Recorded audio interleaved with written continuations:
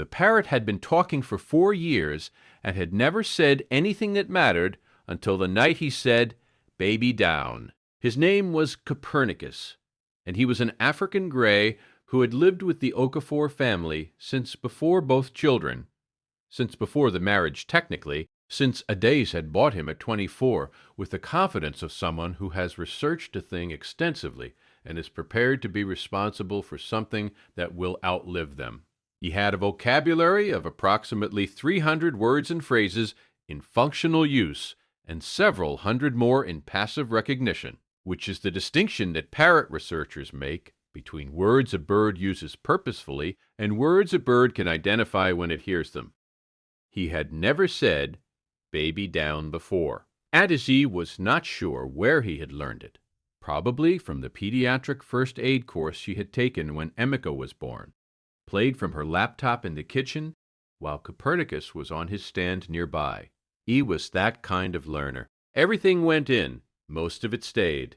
It was 11:20 at night. Adais was in the kitchen.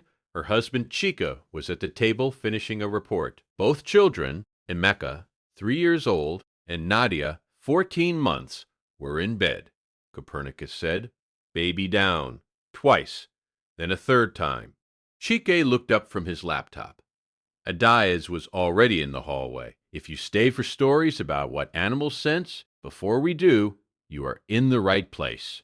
Subscribe so you do not miss the next one.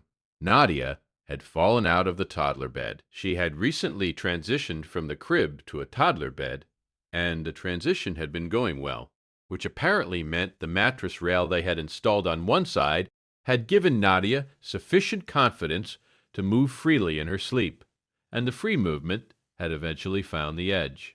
She was on the floor.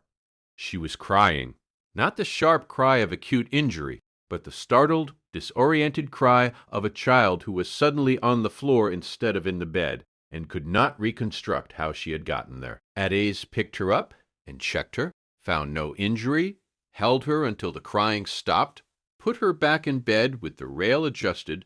Sheik was in the doorway when she came back. He said, "How did Copernicus know?" She said, "I don't know." He said, "Did he hear her fall?"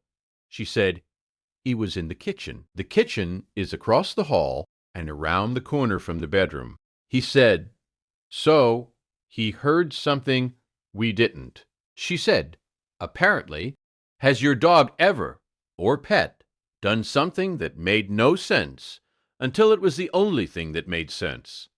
Tell us in the comments. These stories deserve to be heard." She called the avian veterinarian who managed Copernicus's care. Not immediately, the following week at his annual appointment, and she described the incident after the routine examination. The veterinarian, who had been working with African greys for 23 years, said, "This is consistent with what we know about their auditory range." He explained, "African greys have a hearing frequency range that extends both lower and higher than the human range. They also have a temporal resolution, the ability to distinguish between sounds that occur in rapid succession that is significantly sharper than human auditory processing. A child falling from a toddler bed produces a sound profile that includes low-frequency impact, fabric sounds, and a particular brief pause before a child begins to cry. Copernicus would have registered this combination of sounds, recognized it as anomalous, and responded with the phrase he associated with that type of event. He said, "African greys used in household settings frequently develop context-specific language, phrases paired with situations through observation. This is well documented." He said, "What is less documented but reported with some frequency is the fact that they often use this language in the night when household activity is low and acoustic signals are clearer. Every guardian deserves to be recognized, even the ones who never asked for anything in return. If stories like this matter to you, subscribe so you never miss the next one." Ades thought about the 300 words and phrases in functional use. She thought about how many of them she had heard him produce in context, real context, appropriate use, versus how many he produced randomly or in response to sounds that partially matched his learned triggers. She had thought, before this, that the vocabulary was largely performance, that it was impressive and amusing, and that the contextual use was coincidental much of the time. She had the literature to support this. The research on African Grey language that distinguished between functional symbolic communication and associative pattern production was contentious, ongoing, not resolved. She thought about 11:20 at night, and baby down and a child on the floor in the dark. She thought the distinction between functional symbolic communication and accurate contextual response may not matter in practical terms. Copernicus was on his stand when she came home that evening. He said, "Hello, Adaze."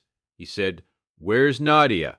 He said something in what Adaze had come to think of as his private language, sound sequences that had no human word equivalent, and that she had always understood as his commentary on situations she could not fully access.